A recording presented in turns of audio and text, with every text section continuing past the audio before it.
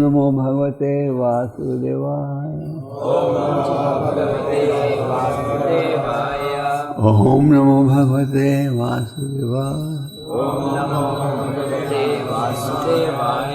ओम नमो भगवते वासुदेवाय।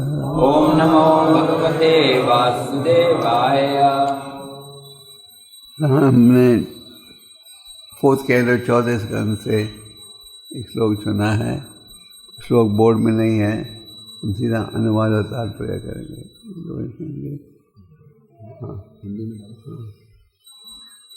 हरे कृष्ण। ये चौथे स्कंद का 30वां अध्याय है, श्लोक नंबर 36। अध्याय का शीर्षक है प्रचेताओं की क्रिया, एक्टिविटीज ऑफ प्रचेता। यत्र नारायण साक्षात् भगवान् यासिनां गतिः संस्तूयते सत्कथासु मुक्तसंगे पुनः पुनः। यत्र जहाँ पर नारायण भगवान नारायण साक्षात भगवान न्यासी नाम सन्यासियों के गति संस्तुयते पूजे जाते हैं। सत्कथासु दिव्य ध्वनि की चर्चा द्वारा, मुक्त संगे उनके द्वारा जो भौतिक कर्म से मुक्त हैं, पुनः पुनः बार बार। अनुवाद एवं तात्पर्य श्री ऐसी भक्ति वेदांत स्वामी प्रभुपाद द्वारा। भगवान नारायण उन भक्तों के बीच में उपस्थित रहते हैं जो उनके पवित्र नाम के श्रवण और कीर्तन में संलग्न हैं। भगवान नारायण जो हैं वो सन्यासियों की अंतिम गति हैं और भगवान नारायण की आराधना संकीर्तन आंदोलन द्वारा उन व्यक्तियों के द्वारा की जाती है जो भौतिक कर्म से मुक्त हैं। वस्तुतः वे भगवान के पवित्र नाम को बार बार गाते हैं। तात्पर्य, मायावादी सन्यासी जो हैं वो भगवान नारायण की उपस्थिति को खो बैठते हैं। वो मिथ्या रूप से अपने आप को नारायण मान बैठते हैं। मायावादी सन्यासियों के अनुसार एक दूसरे को नारायण कहा जाता है। ये कहना कि हर एक व्यक्ति नारायण का मंदिर है, ये तो सही है, लेकिन किसी दूसरे मानव को नारायण के बराबर मानना ये बड़ा अपराध है। जो दरिद्र नारायण का जो विचार है, गरीब नारायण, अपने आप को नारायण समझना, ये भी बड़ा अपराध है। बड़े बड़े देवता हैं ब्रह्मा और शिव जी, उनको भी नारायण के समान मानना एक अपराध माना गया है। यस्तु नारायणं देवं ब्रह्म रुद्रादि दैवत समत्वेनैव वीक्ष्यते स पाषाण्डी भवेत् ध्रुवम्। जो व्यक्ति भगवान नारायण को ब्रह्मा जी और शिव जी जैसे देवताओं के समान समझता है वो नास्तिक माना जाता है। सत्य ये है कि संकीर्तन यज्ञ करने से व्यक्ति भगवान को प्रसन्न कर सकता है। फिर भगवान नारायण स्वयं प्रकट होते हैं। कलयुग में भगवान नारायण चैतन्य महाप्रभु के रूप में आए हैं। चैतन्य महाप्रभु के बारे में भागवत में एक श्लोक है, कृष्ण वर्णम विशा कृष्णम संगोपांगाश कृपाशदम यज्ञ संकीर्तन प्राये यजंती ही सुवेदशा। इस कलयुग में बुद्धिमान व्यक्ति संकीर्तन के द्वारा भगवान की आराधना करते हैं, जो कृष्ण का नाम सतत गा रहे हैं। हालांकि उनका रंग काला नहीं है, वो स्वयं कृष्ण हैं। वो अपने पार्षदों के साथ, सेवकों के साथ और अस्त्र शस्त्रों के साथ हैं। मानव जीवन जो है वो भगवान नारायण को प्रसन्न करने के लिए और वो संकीर्तन यज्ञ के द्वारा आसानी से किया जा सकता है। जहाँ पर भी भगवान के पवित्र नामों का कीर्तन होता है, गौर नारायण भगवान अर्थात भगवान नारायण जो चैतन्य महाप्रभु के रूप में आए हैं, वो तुरंत प्रकट हो जाते हैं और वो संकीर्तन यज्ञ के द्वारा पूजे जाते हैं। इस श्लोक में बताया गया है कि नारायण के लिए एक शब्द है न्यासी नाम गति, अर्थात सन्यासियों की अंतिम गति। जिन्होंने भौतिक दुनिया को त्याग दिया है उनका लक्ष्य है नारायण को प्राप्त करना। इसीलिए एक वैष्णव सन्यासी अपना जीवन नारायण की सेवा में अर्पण करते हैं। वो अपने आप को नारायण नहीं कहते। जो व्यक्ति नारायण बनने का प्रयास करता है वो निर्वैर बनने के बजाय भगवान से ईर्ष्या करने लगता है। तो इसीलिए नारायण बनने का प्रयास जो है सबसे बड़ा अपराध है। वास्तव में जब व्यक्ति भगवान की दिव्य लीलाओं की चर्चा करता है या उसका गान करता है तो अपने आप वो ईर्ष्या से मुक्त हो जाता है। इस भौतिक दुनिया में हर एक व्यक्ति को दूसरे से ईर्ष्या होती है, लेकिन भगवान के पवित्र नाम का गान करने से या चर्चा करने से व्यक्ति ईर्ष्या से मुक्त हो जाता है और भौतिक इच्छाओं से मुक्त हो जाता है। भगवान के प्रति ईर्ष्या के कारण हम दूसरे जीवों के प्रति भी ईर्ष्या करते हैं। जब हम भगवान से ईर्ष्या नहीं करते तब फिर सच्ची शांति, एकता और मित्रता की भावना मानव समाज में हो सकती है। बिना भगवान नारायण संकीर्तन यज्ञ के इस भौतिक दुनिया में सुख शांति नहीं हो सकती। ओम ज्ञानतिमिरन्धस्य ज्ञानाञ्जनशलाकया चक्षुर्मिलितं तस्मै श्रीगुरवे नमः। श्रीचैतन्यमनोभीष्टं स्थापितं येन भूतले स्वयं रूपा कदा मह्यं ददाति स्वापदान्तिकं।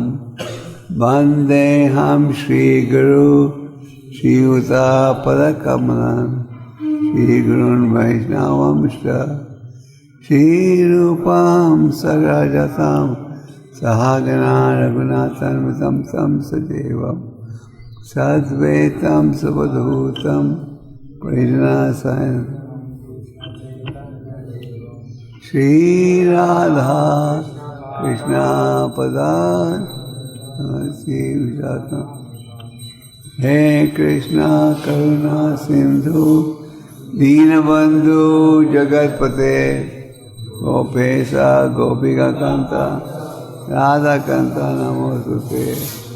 सप्त कंचना गौरांगी राधे वृंदावनेश्वरी।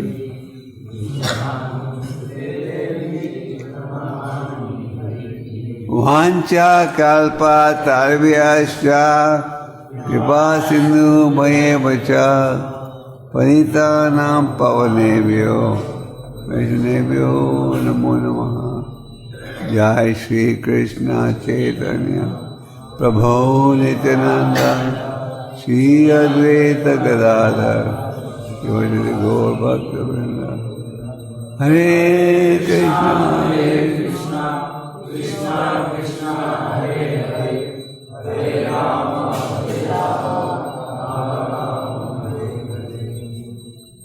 तो आप सब अत्यंत भाग्यशील हो। क्यों? क्योंकि आप एक चक्र धाम में सेवा कर रहे हो। और एक चक्र धाम क्यों है? कि वो यहाँ कौन प्रकट हुए थे? भगवान नित्यानंद, जो कि बालराम जी के अवतार हैं, लक्ष्मण के अवतार हैं, और जब भगवान कृष्ण प्रकट होते हैं उनके भाई भी प्रकट होते हैं साथ। और नित्यानंद जी अत्यंत दयालु हैं। हाँ प्रभु नित्यानंद प्रेमानंद सुखी कृपा कर कोने हमें बोलो। भगवान नित्यानंद आप सदा सुखी हो। नित्य आनंद, नित्य का अर्थ है सनातन, आनंद का अर्थ है आनंदी आनंद। तो भौतिक समाज में हम सब आनंद की खोज में हैं। पशु भी आनंद चाहते हैं। एक बिल्ली को दूध मिल जाए तो वो भी खुश होती है। चींटियों को चीनी मिल जाए तो वो भी बहुत खुश होते हैं। तो और भौतिक समाज में हम सब आनंद की खोज में हैं, पर अगर हमें असली आनंद चाहिए तो हमें भगवान नित्यानंद के शरणगत होना चाहिए। लाल महाराज ने कहा है, न ते विदुम स्वतकृते में विष्णु, लोग ये नहीं जानते कि असली आनंद कैसे प्राप्त होगा। तो नित्य आनंद, आनंद का अर्थ है आनंद ही आनंद। नरोत्तम दास ठाकुर कहते हैं, हाँ प्रभु नित्यानंद प्रेमानंद सुखी, आप सुखी हो। क्यों? क्योंकि आप भक्ति में जुड़े हो। तो जो व्यक्ति भगवान नित्यानंद की शरण लेगा वो क्या अनुभव करेगा? सुखी सुख। आप कृपा करो खाना को नहीं, आमी बड़ो दुखी, हमारे ऊपर कृपा कीजिए। क्यों? क्योंकि हम अत्यंत दुखी हैं। तो भौतिक समाज में हम सब दुखी हैं। आप चाहे बिरला बन जाओ, अंबानी बन जाओ, टाटा बन जाओ, बिल गेट्स बन जाओ, हम एक कष्ट के पश्चात अगला कष्ट अनुभव करते हैं। जन्म मरण बुढ़ापा बीमारी से कोई बच सकता है? कोई नहीं बच सकता। तो भौतिक समाज में हम सब दुखी हैं। तो अगर हमें सुख चाहिए तो क्या करना चाहिए? भगवान नित्यानंद की शरण। श्री कृष्ण चैतन्य प्रभु दया करो मेरे। नरोत्तम दास ठाकुर इसी प्रार्थना में कहते हैं, चैतन्य महाप्रभु आप कृपा करके हमारे ऊपर दया कीजिए। पतित बाबा ने तो तवा बताया, चैतन्य महाप्रभु क्यों पतित प्रकट हुए? पतितों का उद्धार करने गए। तो कलयुग में हम सब पतित हैं। हम सोचते हैं हम ऊंची जाति के हैं, वो नीची जाति का है। भारत में हम सब यही सोचते रहते हैं कौन सी जाति का कौन है। पर शास्त्र में कहा गया है, कलो शुद्ध संभव, हम सब नीची जाति के हैं, शुद्ध समाज। नरोत्तम दास ठाकुर कहते हैं, आप अवतारित हुए हो पतितों को उद्धार करने के लिए, और सब पतितों में सबसे पतित कौन हो? मैं हूं। तो ये है वैष्णव का सिद्धांत कि हम हैं सबसे पतित। भौतिक समाज में हम सोचना चाहते हैं हम सबसे उत्तम व्यक्ति हैं, सबसे खूबसूरत, सबसे धनी, पर भक्त सोचता है मैं सबसे पतित हूँ। कृष्णदास कविराज जी कहते हैं, मेरा नाम ही मत लो, मेरा नाम ही लोगे तो तुम्हारे सारे गुण समाप्त हो जाएंगे। तो चैतन्य महाप्रभु स्वयं भगवान हैं। श्री कृष्ण चैतन्य राधा कृष्ण न है आनिया। राधा और कृष्ण प्रकट हुए किस रूप में? चैतन्य महाप्रभु के रूप में। तो चैतन्य महाप्रभु जी की भविष्यवाणी थी कि विश्व के हर कोने में ये नाम पहुंचेगा। और प्रभुपाद जी उनके प्रतिनिधियों के प्रयास से आज दुनिया के कोने कोने में महाप्रभु की उपासना की जा रही है, और साथ में नित्यानंद जी की उपासना की जा रही है। चैतन्य महाप्रभु और उनके साथ नित्यानंद ने अनेक लीलाएं प्रकट की। वृंदावन दास ठाकुर सुनाते हैं कि भगवान नित्यानंद अपने आप को बड़े बड़े महंगे गहनों के साथ सजाते थे। तो उस समय एक ब्राह्मण था, तो बड़ा चोर भी बन गया था। जगाई मदाई भी एक समय ब्राह्मण थे, ब्राह्मण खानदान में जन्म हुआ थे। तो महाप्रभु भगवान नित्यानंद ठहरे थे हिरानिया पंडित के घर में। उनका घर था एक एकांत के स्थान में। तो ये चोरों ब्राह्मणों का जो नेता था चोर डाकू,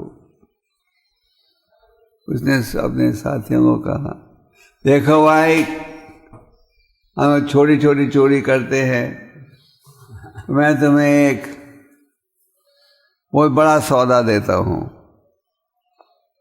ये नित्यानंद जो है अवधूत महंगे महंगे गहनों को पहन कर घूमता है, करोड़ रुपए के गहने हैं। अगर हम गहने चुरा ले तो सब धनी बन जाएंगे और हमें ये छोटी छोटी चोरी का धंधा छोड़ देंगे, हम रिटायर हो जाएंगे चोरी के धंधे से। तो साथियों ने कहा ठीक है, अच्छा। तो ये जो डाकू ब्राह्मण था कई दिनों के लिए नित्यानंद के साथ घूम रहा था, ये देखने के लिए महंगे गहने कब पहनता है, कैसे घूमता है। जैसे चोर लोग जब आपके घर में चोरी करते हैं, पहले 3-4 दिन एक हफ्ता आपका पीछा करते हैं देखने के लिए आपका कैसा, किस वक्त आप घर के बाहर रहोगे कि वो अंदर आ सके, है ना। ये चोरों का जो नेता था वो नित्यानंद के साथ घूम रहा था देखने के लिए नित्यानंद का क्या शेड्यूल है, कब विश्राम करता है, कब भक्तों को मिलता है। और नित्यानंद जी समझ गए थे कि किस नियत से मेरा साथ कर रहा है। जैसे हरिदास ठाकुर अपनी कुटिया छोड़कर दूसरे स्थान में जाने वाले थे, तो जब रामचंद्र खान ने उस वैश्य को भेजा, हरिदास ठाकुर समझ गए क्यों भेजा है, तो वो रुक गए उसका उद्धार करने के लिए। तो चोर ने साथियों को कहा, पहले उन्होंने अपने भक्त को भेजा, देखो नित्यानंद क्या कर रहा है इस समय। तो उनका साथी घर के अंदर आए जहाँ नित्यानंद जी ठहरे थे, और उन्होंने देखा नित्यानंद खाना खा रहा है, प्रसाद, उनके शिष्य सब उधर बैठे। तो उसने जाकर अपने नित्यानंद को कहा, अपने नेता को कहा, नित्यानंद जी प्रसाद खा रहे हैं, उनके अनेक भक्त हरि नाम का उच्चारण कर रहे हैं। तो चोर के नेताओं ने कहा, डाकू ने कहा, ठीक है, जब वो घर की बत्ती बुझ जाएगी, ये तो दूर से दिख जाता बत्ती बुझ गई, हम अंदर जाएंगे, नित्यानंद के सारे गहने चुरा लेंगे। और चोर ने ये निर्णय कर लिया। एक चोर ने कहा, मुझे उसका ये हीरा चाहिए। दूसरे चोर ने कहा, नहीं नहीं, मुझे ये हीरा चाहिए। तो वो राह देख रहे थे कब नित्यानंद सोएगा तो उनके घर में जाएंगे, उनके सारे गहने चुराने गए। और राह देखते देखते उन्हें नींद आ गई और सो गए साहब, एक के बाद एक सारे चोर सो गए। और सुबह जब कबों की और पक्षियों की आवाज़ आती है तो अलार्म की घड़ी आई है, तो उठ गए। उन्होंने देखा, ओ हम सब सो गए।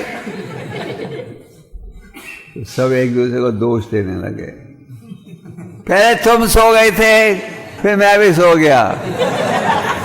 दूसरे ने कहा, नहीं नहीं, पहले तुम सोए थे, मैं नहीं। तो वो झगड़ा करने लगे। तो उनके गुरु ने कहा, देखो झगड़े करने का कुछ लाभ नहीं, हमने चंडी देवी की सेवा नहीं की अच्छी तरह। 10 दिन सेवा करेंगे बड़े ध्यान से, फिर चंडी की कृपा से हम सफल होंगे हमारी योजना। तो 10 दिन उन्होंने पूजा की, उसके बाद फिर गए नित्यानंदा के गहनों को छुड़ाने के लिए। जब पहुंची नित्यानंदा के घर के पास, उन्हें देखा बड़े बड़े सिपाही खड़े हैं, बड़े बड़े चाकू बंदूक के साथ। वो डर गए, अरे बड़े बड़े चौकीदार खड़े हैं बंदूक के साथ। नित्यानंदा को कैसे पता लगा कि हम आने वाले थे? उनके तो सारे चोर डर गए।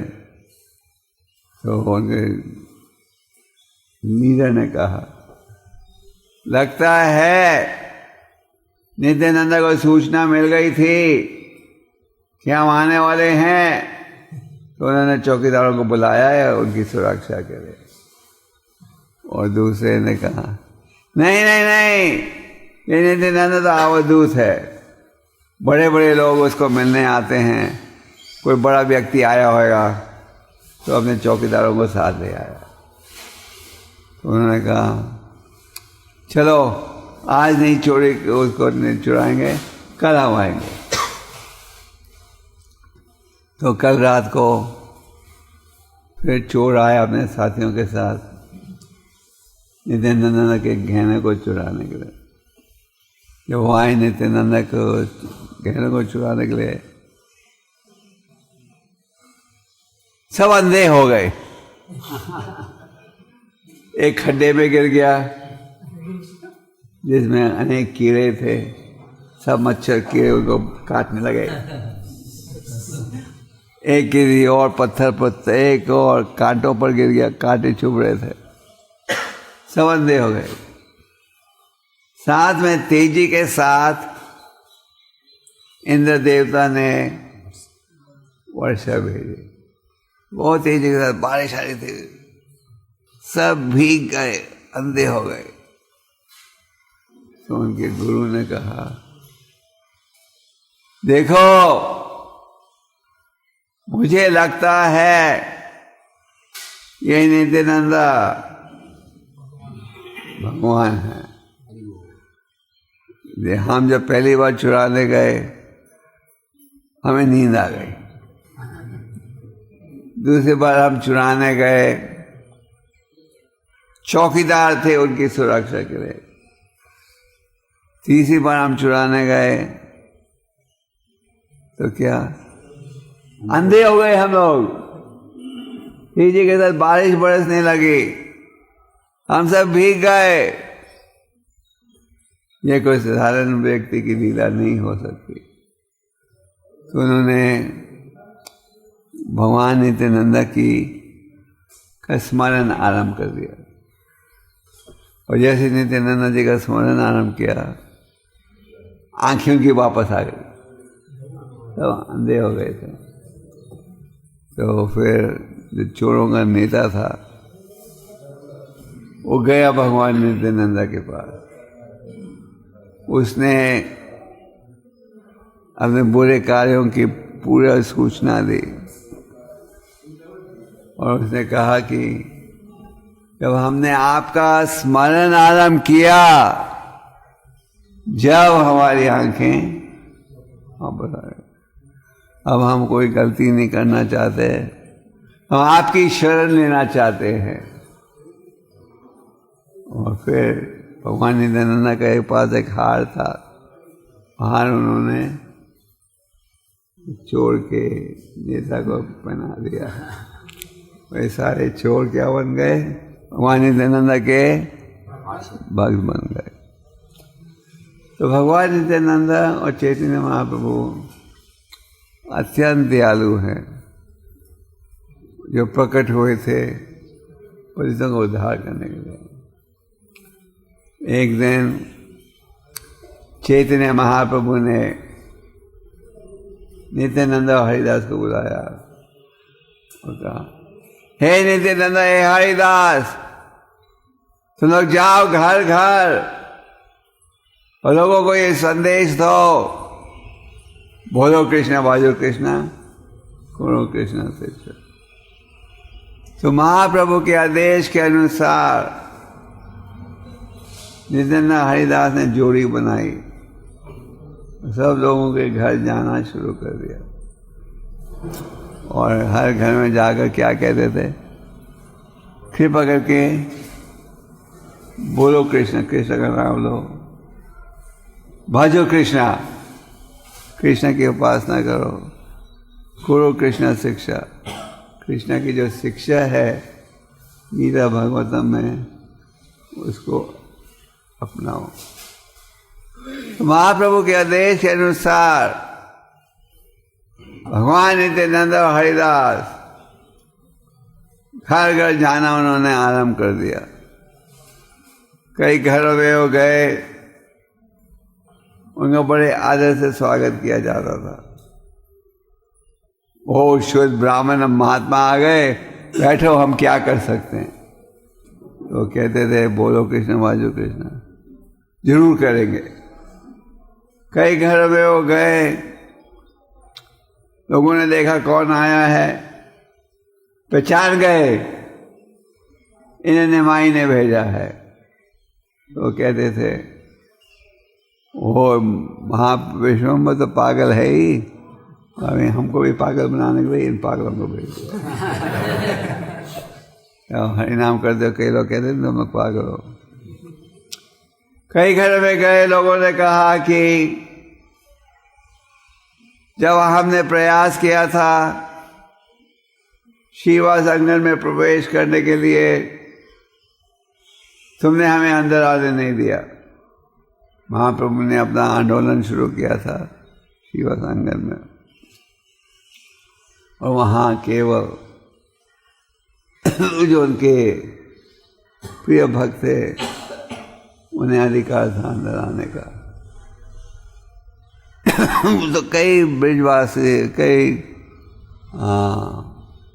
व्यक्ति नवद्वीपवासी उनके शत्रु बन गए थे।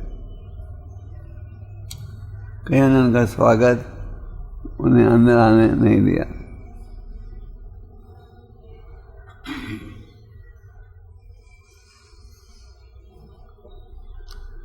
आप लोग जब प्रचार करते हो, आपका भी यही अभ्यास रहता है। कई स्वागत करते हैं, आओ स्वामी जी बैठो। कई कहते हैं वो कोई काम धंधा नहीं है क्या, आ जाते हो बार बार, है ना। और जब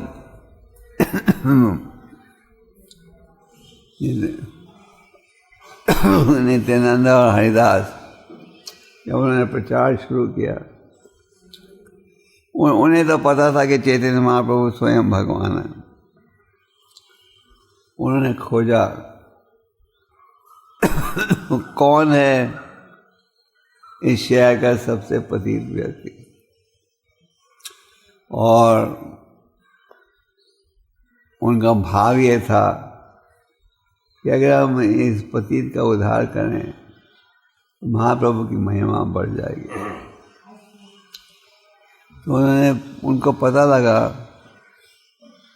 कि इस शहर में दो भाई हैं जिनका जन्म हुआ था ब्राह्मण खानदान में, पर उनकी हरकतों को देखकर माँ बाप ने उन्हें घर से निकाल दिया है।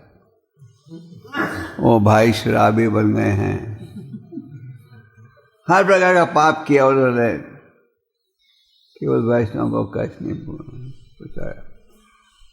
तो नित्यानंद ने सोचा कि किसी प्रकार इनका उद्धार हो जाए तो महाप्रभु की महिमा बढ़ जाएगी। तो गए,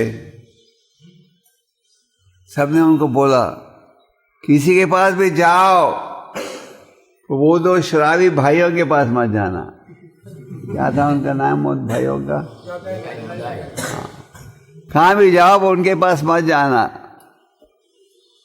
पर उन्होंने परवाह नहीं की इसकी। जब नित्यानंद हरिदास ने कहा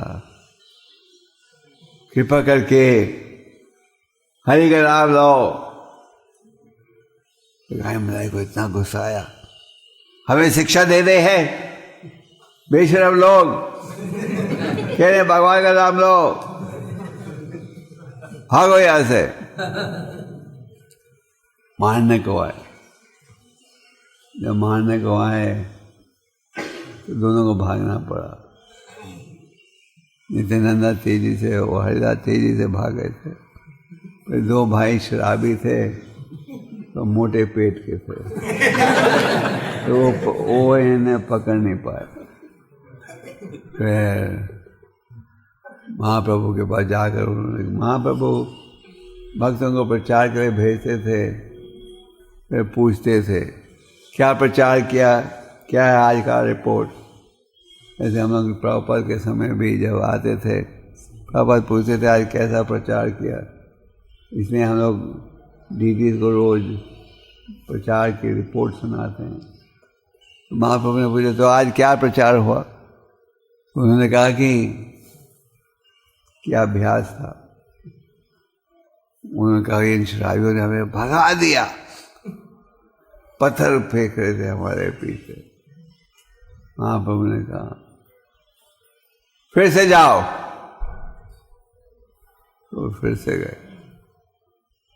जब जगाई मदाई ने देखा फिर से आ गए ये,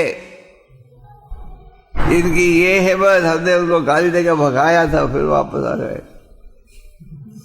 मदाई ने क्या किया, पत्थर फेंका जो कि नित्यानंद के माथे पर लगा।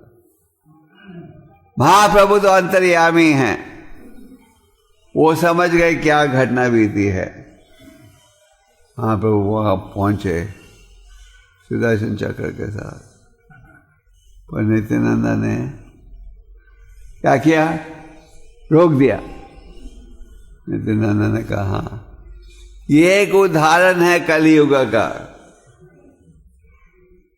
और जब जगाई ने देखा और मदाई ने यहाँ पर खून निकाला है इसके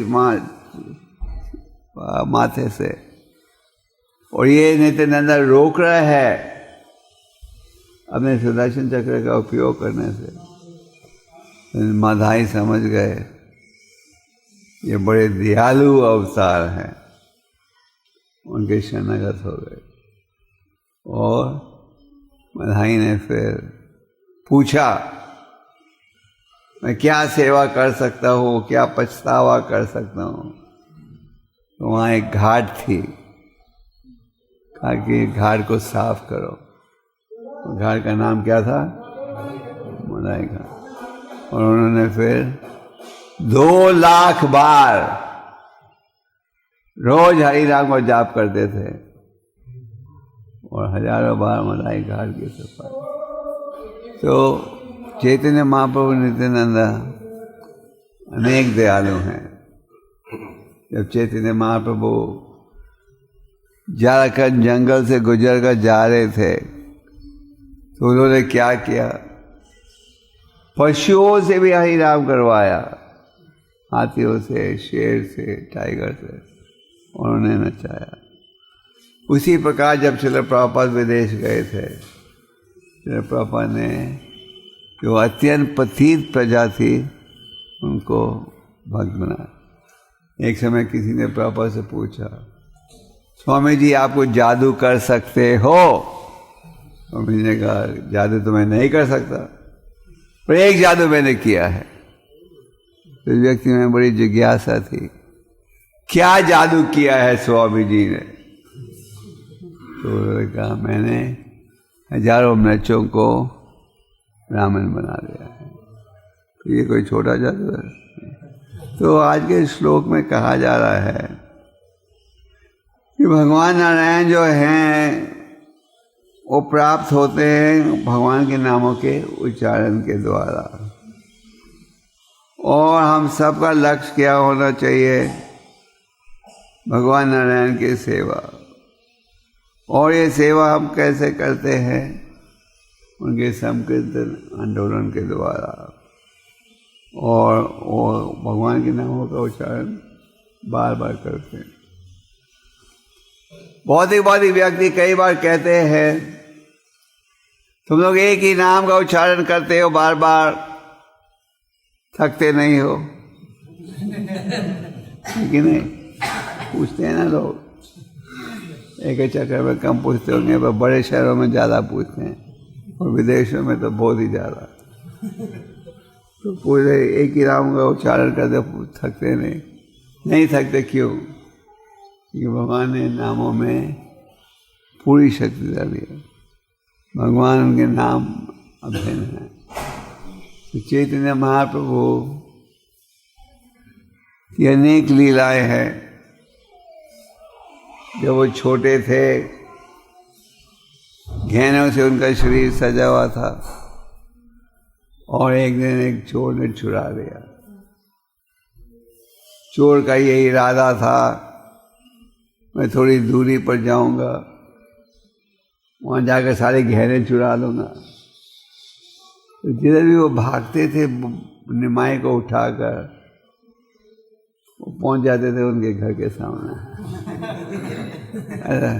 भागते थे, सोचते थे ये स्थान में रुक कर चुराऊंगा, तो वो स्थान उनके घर के सामने आ जाता था। एक समय एक ब्राह्मण यात्री आया था उनके घर में, जगन्नाथ मिश्रा के घर में। जगन्नाथ मिश्रा संतों की सेवा करते थे। तो ब्राह्मण जो हैं अक्सर अपना भोजन खुद बनाते हैं। तो ये ब्राह्मण अपना भोजन बनाकर भोग लगा रहा था, जब निमाई ने आकर क्या कर दिया? झूठा कर दिया। ओ, झूठा हो गया, चलो भगवान की इच्छा, मैं भूखा रहा हूँ। ब्राह्मण किसी को दोष नहीं देता। हम तो भौतिक समाज में दोष देते रहते हैं, तुमने ये किया, तुम्हारे कारण मेरा ये हुआ। ब्राह्मण सोचता है मेरे अपराधों का परिणाम है।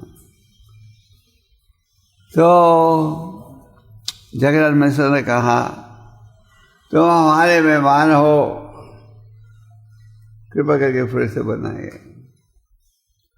दूसरी बार जब ब्राह्मण भोग लगा रहा था, माई फिर पहुंच गया, खा लिया। तो जगन्नाथ मिश्रा को बड़ा गुस्सा आया। आधी रात हो गई थी। जगन्नाथ मिश्रा ने निमाई को बंद कर दिया एक कमरे में दूरी पर, और सब सो गए घर के सदस्य। और निमाई को ब्राह्मण फिर से भोग लगा रहा था। जब भोग लगा रहा था, निमाई फिर वहाँ पहुँच गया। फिर पहुँच गए, तुम्हारे पिता ने तो कहा था तुम्हें बंद कर दिया है। तो निमाई ने कहा, तुम्हें भोग किसको लगा रहे हो? मुझे ही तो लगा रहे हो। तो ब्राह्मण ने कहा, विष्णु विष्णु विष्णु। देखो ये लड़का कह रहे। फिर निमाई ने अपने श्याम सुंदर का रूप प्रकट किया। कहा ब्राह्मण से, किसी को मत बता रहा, तुमने ये रूप दर्शन दिया। महाप्रभु छोटी आयु में ही संस्कृत के विद्वान बन गए थे, और उन दिनों में एक पंडित था कश्मीरी, केशव कश्मीरी, जिसके मन में बड़ा घमंड था। केशव कश्मीरी ने भारत के सारे पंडितों को हरा दिया था। उन दिनों में नवद्वीप शहर में बड़े विद्वान रहते थे। तो केशव कश्मीरी ने सूचना भेजी, मैं नवद्वीप में आकर तुम्हारे सबसे प्रसिद्ध पंडित से डिबेट करना चाहता हूँ। तो नवद्वीप के ब्राह्मणों ने सभा बुलाई। हमारे इस शहर से कौन उनके सामने खड़े होगा। सब डर गए, सबने ये निर्णय किया हमारे शहर का जो सबसे छोटा पंडित है, निमाय पंडित, उसको हम आगे कर देते हैं। अगर निमाय पंडित ने उन्हें हरा दिया तो हम कहेंगे अगर हमारे शहर का बच्चा हरा सकता है, हमारे पंडित 11 साल के थे, हमारी क्या, हम तो।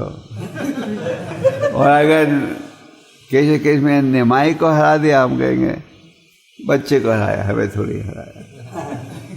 तो निमाई उस समय निमाई ने 11 साल की आयु में संस्कृत का महाविद्यालय खोल दिया था।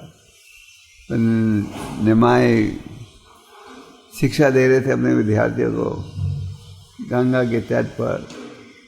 जब केशव कश्मीरी वहाँ पहुँचा अपने चमचों के साथ, केशव कश्मीरी में बड़ा अहंकार था, तो जहाँ भी जाता था तो झंडे साथ होते थे और कई सेवक। तो केशव कश्मीरी ने पूछा क्या आप ही हो वो प्रसिद्ध निमाय पंडित जिसकी बड़ी प्रशंसा मैंने सुना है? मैंने कहा हाँ, और मैं तो कुछ एक पंक्ति भी ठीक नहीं लिख सकता, क्यों लोग प्रशंसा करने मुझे पता नहीं। तो केशव कश्मीरी ने कहा आप सुनाइए कुछ श्लोकों की रचना करके। निमाई ने कहा आपके सामने मैं तो तुच्छ हूँ, आप सुनाइए। तो केशव कश्मीरी ने 100 श्लोकों की रचना की 1 घंटे के अंदर। और फिर निमाई से पूछा कैसे लगा मेरी रचनाएं? निमाई ने सारे 100 श्लोक वापस सुना दिए।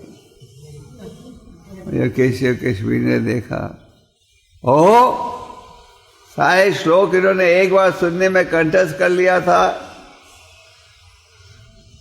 तो आश्चर्यचकित हो गए। जो व्यक्ति एक बार सुनने में कंठस्थ कर ले उसे क्या कहते हैं? श्रुतिधर। जैसे जब सुखदेव गोस्वामी भगवत की रचना कर रहे थे, उस सभा में हजारों संत उपस्थित थे, जिनमें एक थे सूत गोस्वामी। तो नमश्राय के वन में जब संतों की सभा चल रही थी और उन्होंने सूत गोस्वामी से कहा आप हमें मार्गदर्शन दीजिए, कलयुग में क्या है हमारा सबसे उत्तम कार्य। सूत गोस्वामी ने वही 18,000 श्लोक जो कि उन्होंने सुने थे सुखदेव गोस्वामी से वापस सुना दो। इसी जगह भागवतम पढ़ो, आप तो देखते हो कई जगह श्री सूता हुआचा, कई जगह सुखदेव गोस्वामी। तो ये श्रुतिधरा। तो केशव कश्मीरी ने 100 श्लोकों की रचना कर दी थी। निमाई से पूछा कैसे लगा मेरी रचना?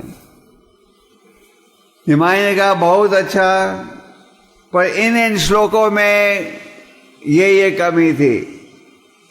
जब केशव कश्मीरी ने देखा एक बार सुनने से निमाई ने 100 श्लोकों का कंठस्थ कर लिया है, वो आश्चर्यचकित हो गए। मैंने तो वायु की तेजी से ये सुनाया था, एक बार सुनने से तुमने कैसे कंठस्थ कर लिया? पर केशव कश्मीरी निमाई ने जो कमियां निकाली थी उनका उत्तर नहीं दे पाए। तो निमाई के जो विद्यार्थी थे वो हंसी उड़ाने लगे। तो निमाई ने कहा नहीं मत हंसो, आज केशव कश्मीरी थके हुए हैं, कल उत्तर देंगे।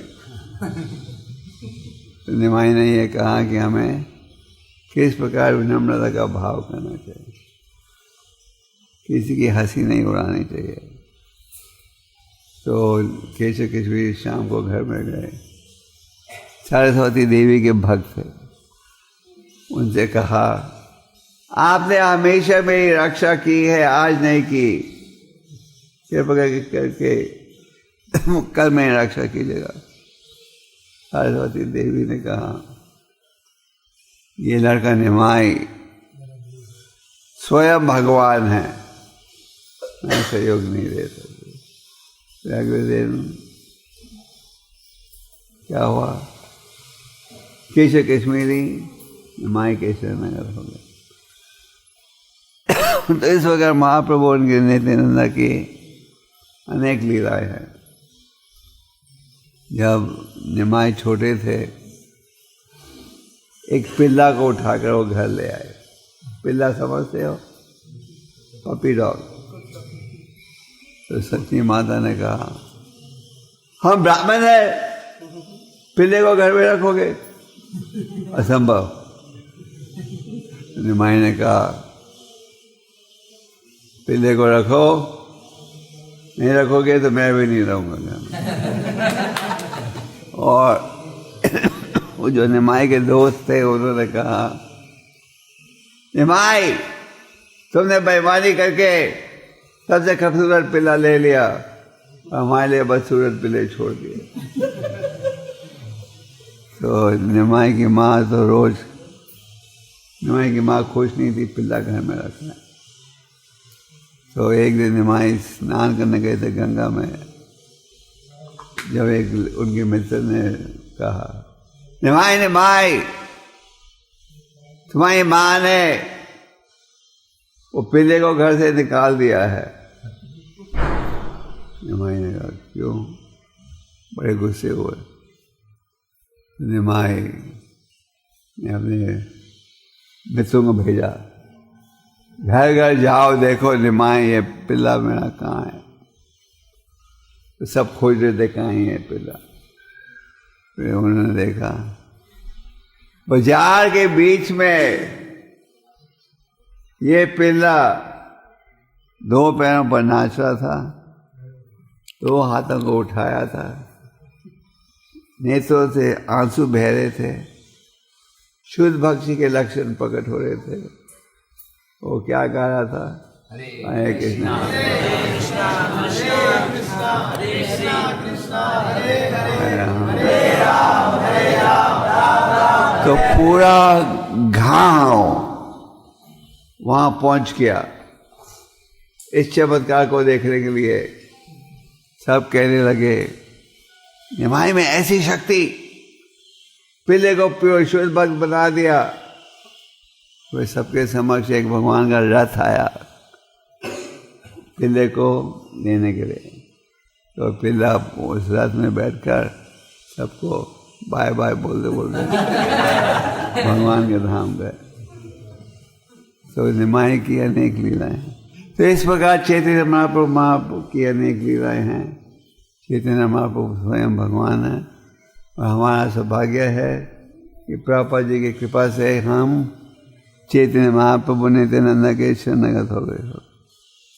जब बंगाल और इस समय तो लोगों के पास सूचना थी महाप्रभु के बारे में, तो बाकी स्थानों में भारत के महाप्रभु की का प्रचारिता गहरा नहीं था। और श्रील प्रभुपाद चैतन्य महाप्रभु नित्यानंदा को ले गए कहाँ? विश्व के हर कोने में। इसको हर केंद्र में महाप्रभु की लीला मूर्ति है। और कहा भक्त बड़े सौभाग्यशाली हो, एक चक्र धाम में सेवा कर रहे हो, उत्साह से सेवा कीजिए। आप सबने मिलकर बड़ा सुंदर मंदिर बनाया है और मैंने सुना है कि अभी और भी योजना है इसको बढ़ाने के लिए। और भगवान नित्यानंदा को प्रसन्न करना बड़ा आसान है। क्या करना चाहिए? हरिनाम को उच्चारण।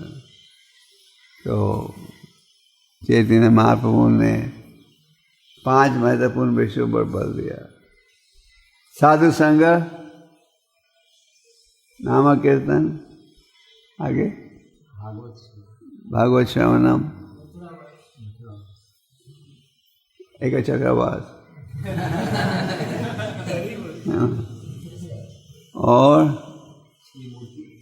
ये मूर्ति की सेवा आदर और श्रद्धा के साथ, ये विश्वास ये स्वयं भगवान है, हमें इनकी शरण लेनी चाहिए, इन्हीं ये मूर्ति है। तो आज के श्लोक में कहा जा रहा है कि सब भक्तों को भगवान नाम के नामों का उच्चारण करना चाहिए। और इस कलयुग में क्या है भगवत प्राप्ति का साधन?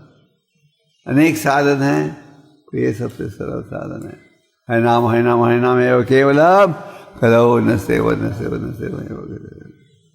आप सब हरि नाम लीजिए, महाप्रभु की शरण लीजिए, नित्यानंद जी की शरण लीजिए और इस प्रकार अपने जीवन को सफल बनाइए।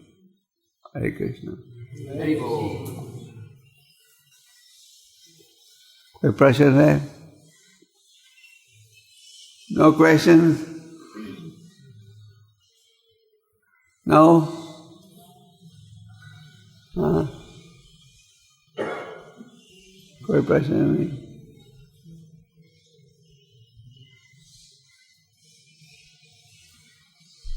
ओके, हरे कृष्ण।